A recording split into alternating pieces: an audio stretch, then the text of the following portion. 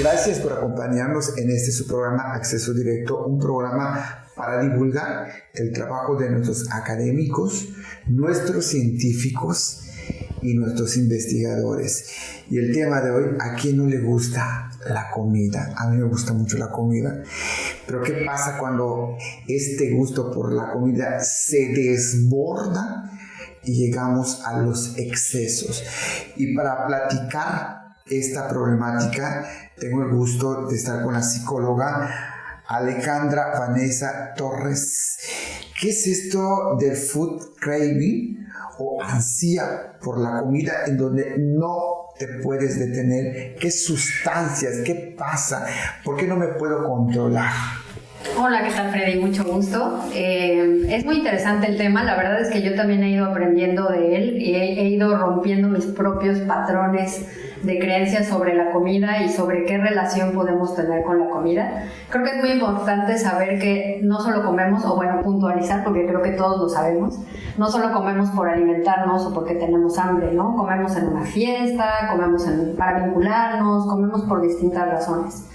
Todo es adaptativo en medida que vayamos al ritmo de nuestra salud, la convivencia, el equilibrio, pero cuando esto se sale del patrón, cuando de repente ya rompo ese patrón por de alguna manera tener esta ansia o angustia por consumir algo, que de ahí surge la palabra craving, surge como de esta idea de algo como que me supera mi autocontrol. Y se ha presentado o se ha investigado que también esto pasa con la comida. O sea, yo ya no nada más vivo, no como para vivir, sino vivo para comer, ¿no? Entonces ahí es donde el food craving... ¿Se puede hablar de la palabra trastorno? Todavía no está catalogado como un trastorno propiamente, de acuerdo a nuestro manual diagnóstico. Sin embargo, sí es una conducta que podemos identificar en otros trastornos, ¿no? Por ejemplo, en algunos trastornos de la conducta alimentaria, particularmente el trastorno por atracón. De repente, esta conducta así como de ansia, de algo como que no me puedo detener, lo necesito comer, quiero comer el pan dulce, o sea, en este momento necesito... Que puedes parar la entrevista porque tienes que ir a comprar al panadero ahora y no importa que... ¿Qué hay atrás de todo esto? ¿Es una necesidad química, fisiológica o es un patrón psicológico que no puedo detener? ¿Qué hay? Es exactamente, que bueno que lo comentas, o sea, es multifactorial y uno de estos factores sí tiene que ver con esta necesidad de recompensa inmediata, ¿no? De no poder aplazar esto como nos sucede, por eso es que lo comparan con la adicción o lo que sucede a nivel cerebral con las sustancias, ¿no? Con el café. Háblame un poquito de esa recompensa inmediata. ¿Qué es esto? Es cuando... ¿Dónde nace? ¿Cómo surge? ¿Cómo controlarlo? Es a nivel químico cerebral y de alguna manera cuando somos pequeños en un cerebro primitivo, digámoslo así, pues no esperamos, o sea, sabemos que los bebés tienen que comer y lloran y hacen lo necesario para que les proveas lo que necesitan, ¿no? Y pues las mamás se vuelven locas para identificar qué es hasta que lo encuentran y entonces... Ya su biberón, su chuchú. Exactamente, listo. Pero conforme vamos creciendo tenemos que desarrollar ese músculo de la tolerancia. Y esto ayuda a que podamos ser más adaptativos. No puedes obtener todo lo que deseas en el momento en el que lo deseas. Y de alguna forma, a veces con la comida o con algunas otras sustancias o situaciones de vida, como que no desarrollamos ese músculo tan bien y nos volvemos intolerantes a la espera o intolerantes a no poder controlar como nuestras conductas hacia donde queremos llevar nuestra gratificación. ¿Se puede llamar compulsión? Pudiera ser algo compulsivo, ¿no? Porque ahora sí, ¿no? El sobrepeso, hay una serie de factores cuando es food craving, o platíquenos usted, ¿a qué le llaman esto? El interés del food craving surge sí en una primera instancia por identificar si de alguna manera incide en el sobrepeso y la obesidad, que como sabemos pues es una enfermedad multifactorial que tampoco podemos decir que depende de una u otra cosa. Pero me di cuenta en esto que he estado investigando que no nada más hay que cuidar el peso, ¿no? También de repente ha sucedido, o el personal de salud identifica que muchas personas, por ejemplo, con diabetes, hipertensión o alguna condición específica de salud, tiene problemas para dejar algunos alimentos, ¿no? Creo que más de uno ¿Cuáles? Conocemos aquí a lo mejor alguien con diabetes que no puede dejar la Coca-Cola, bueno, el refresco embotellado, la Coca-Cola, claro, que te hace daño. Que te hace daño. Y no nada más es detener el consumo, sino por lo menos disminuirlo, ¿no? Y las personas se resisten y hay quien dice, prefiero morirme feliz que dejar de consumir algo que me encanta, ¿no? Como puede ser el refresco, como pueden ser los alimentos con grasas, con sales, con sodio, etc.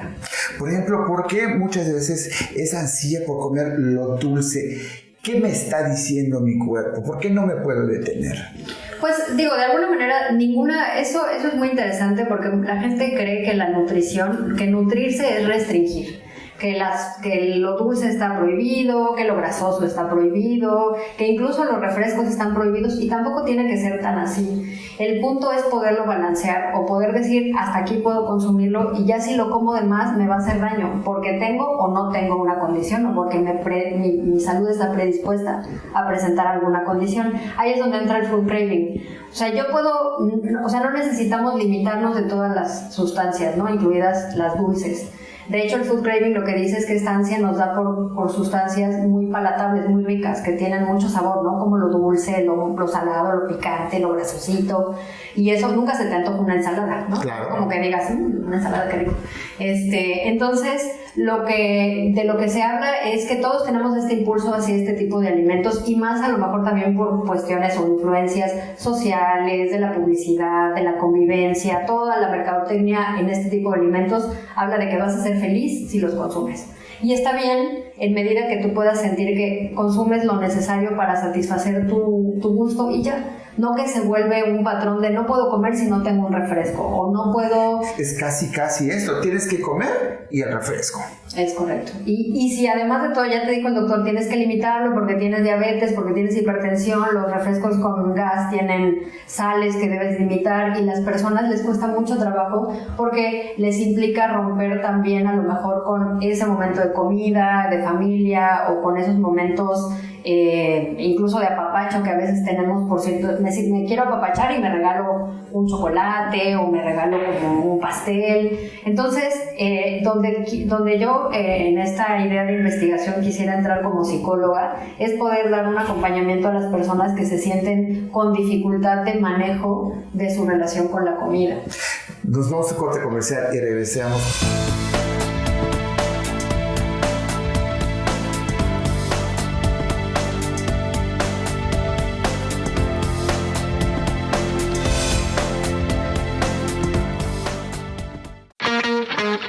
Teleplay, la señal de entretenimiento, cultura, espectáculos, noticias y más. Emitiendo desde Mérida, Yucatán. Disponible en teleplay.tv, servicio de Roku y aplicación gratuita para Apple y Android. Ahora también presente en las ciudades de Tizimín y Valladolid a través de sistema de cable. En Quintana Roo, la señal de Teleplay está disponible en Cozumel a través de cable de Cozumel y en Playa del Carmen a través de cable Riviera Maya. Esto es Teleplay.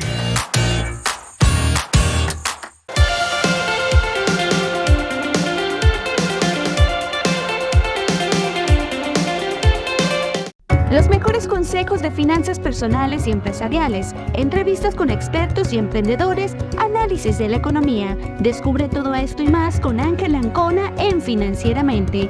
Todos los miércoles a las 7 p.m. a través de teleplay.tv, Teleplay en Facebook y YouTube y descarga nuestra app para Apple y Android.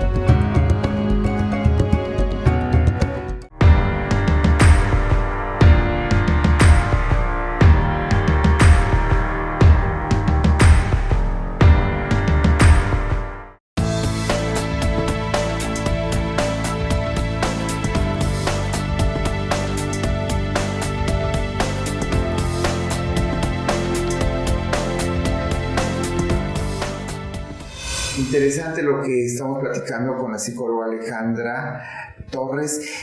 Esto lo de food craving, ¿cómo aprender a manejarlo? ¿Cómo hacer que no nos maneje? ¿Podemos identificar esta conducta a lo largo de nuestra vida?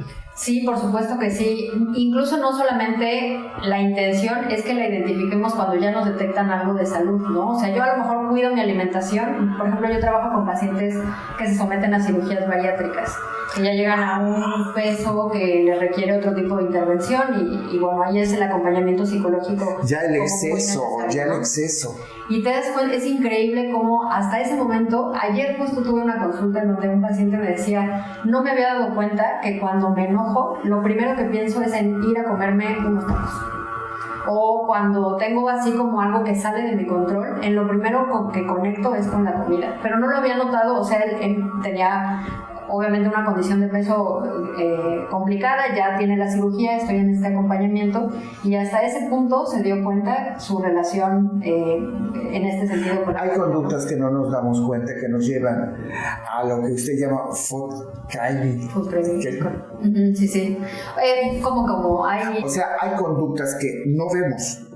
O sea, no tenemos esa capacidad de verlo, ¿no? Sí. Que nos conducen a esto que usted llama food craving, o sea, o comer así con ansiedad. Y es que la realidad es que creo que todos y todas los seres humanos tenemos como algo que deseas, que es rico, que disfrutas, y eso no está mal. O sea, la realidad es que por ahí es donde como que a lo mejor se ha malinterpretado lo que podría ser, no sé, un proceso nutricional, un seguimiento apegado a una dieta, que dieta no es propiamente restricción, sino es un equilibrio de todos los nutrientes.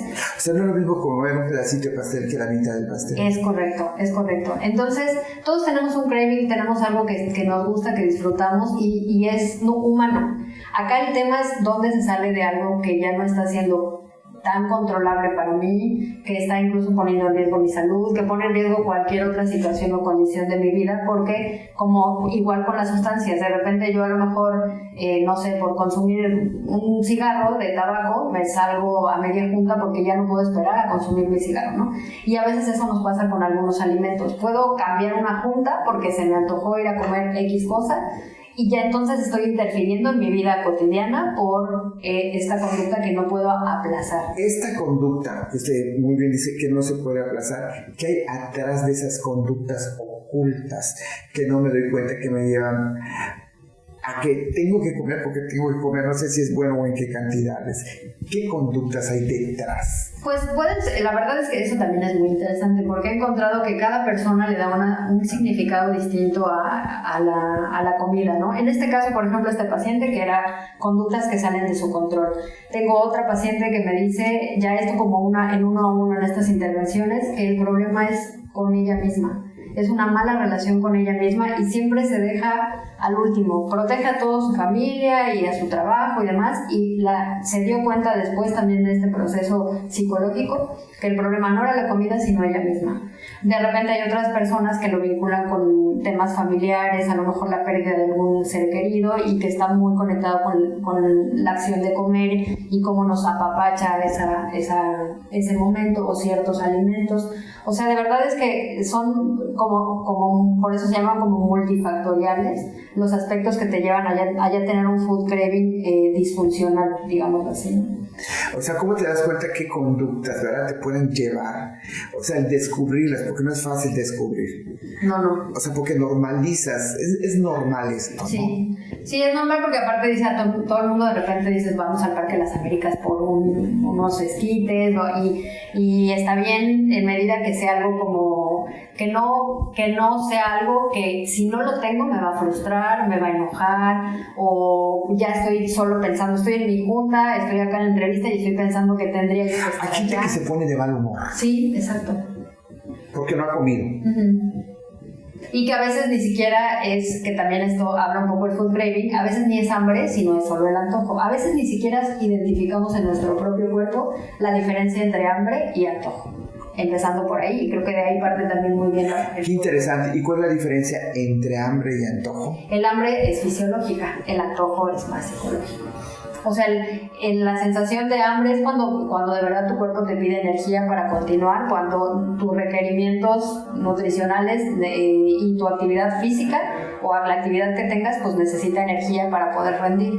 El antojo ya tiene más que ver con la desconexión incluso total de esta necesidad física y más bien es como esta gana de consumir algo sin necesidad de que sea como algo que me vaya a proporcionar energía o algo físico.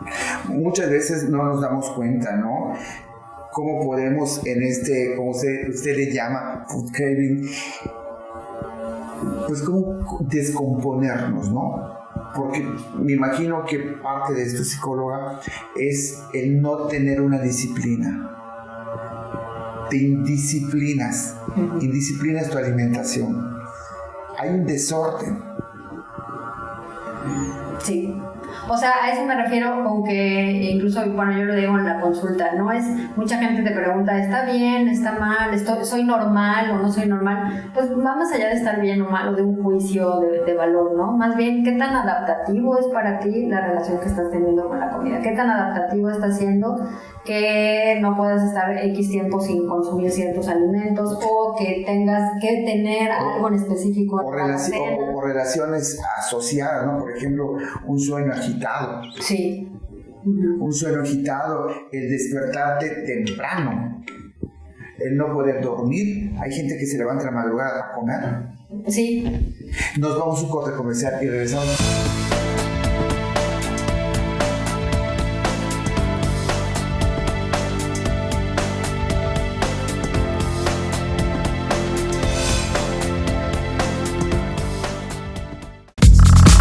No te puedes perder cada semana lo mejor de las redes sociales.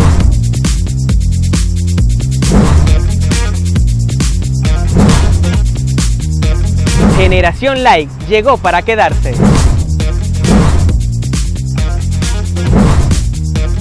Y si tienes un talento y te quieres hacer viral, escríbenos en nuestras redes sociales. Generación Like.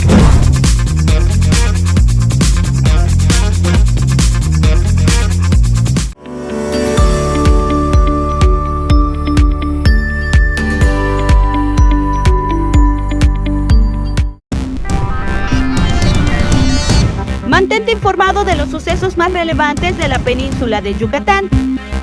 De lunes a viernes en punto de las 2:30 de la tarde y repetición a las 6 de la tarde a través de nuestra app y redes sociales. Solo por Teleplay.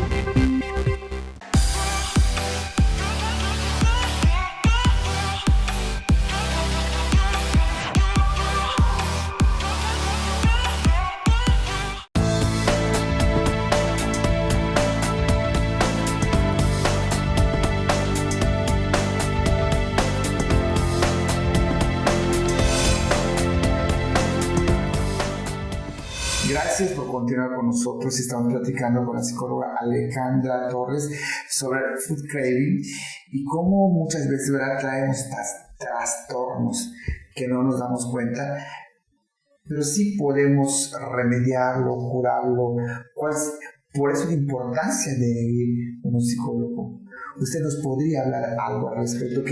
¿Cómo le llegaron y cómo están? Por supuesto que sí. De hecho, es muy interesante esa pregunta porque una persona me decía, es que, por ejemplo, alguien que tiene una adicción al tabaco, pues o sea, hay como recursos, ¿no? Dejas de comprar, dejas de ir a lugares donde haya gente consumiendo, como que tratas de evitarlo. Ajá, pero la comida, sí tienes que comer para subsistir, ¿no? Entonces, al final del día es algo necesario. El tema no es pelearte con la comida, sino el tema es aprender a convivir con ella.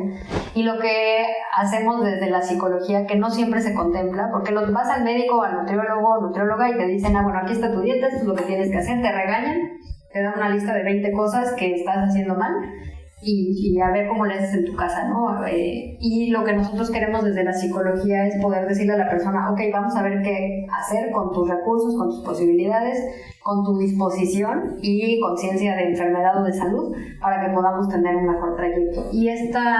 Pero ¿cómo tener los recursos? O sea, ¿cómo tener los recursos? Muchas veces me estoy dejando llevar. ¿Cómo entrar en conciencia? ¿Usted cómo nadie entra en conciencia que yo deje de comer compulsivamente o que me dé sus atracones? Platicábamos, hay gente que se despierta en la madrugada. Ajá, sí, de hecho hay un trastorno de la conducta alimentaria que es el comedor nocturno, el síndrome del comedor nocturno, ¿no?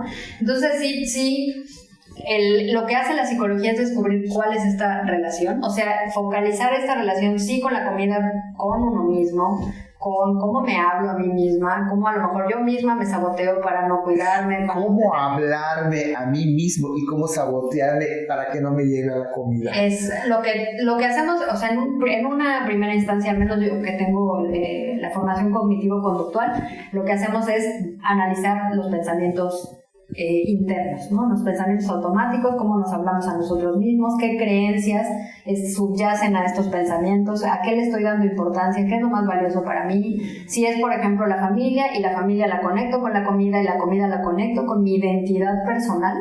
Entonces, si un médico me dice deja de comer pib, por supuesto que no le voy a hacer caso porque todo esto es importante para mí. Entonces, lo que vamos haciendo desde la psicología es dándole respetando este valor que está teniendo para la persona el hábito, el alimento, la relación que tiene con todo esto, que al final es muy cultural más allá del solo el alimento, y a ver la manera de no quitarlo, pero con sus posibilidades, con sus recursos, ver cómo puede ser más adaptativo para la persona, ya sea que lo consuma menos, que hagamos un balance alimenticio distinto, que a lo mejor... Usted dijo algo muy importante, ¿cómo me hablo?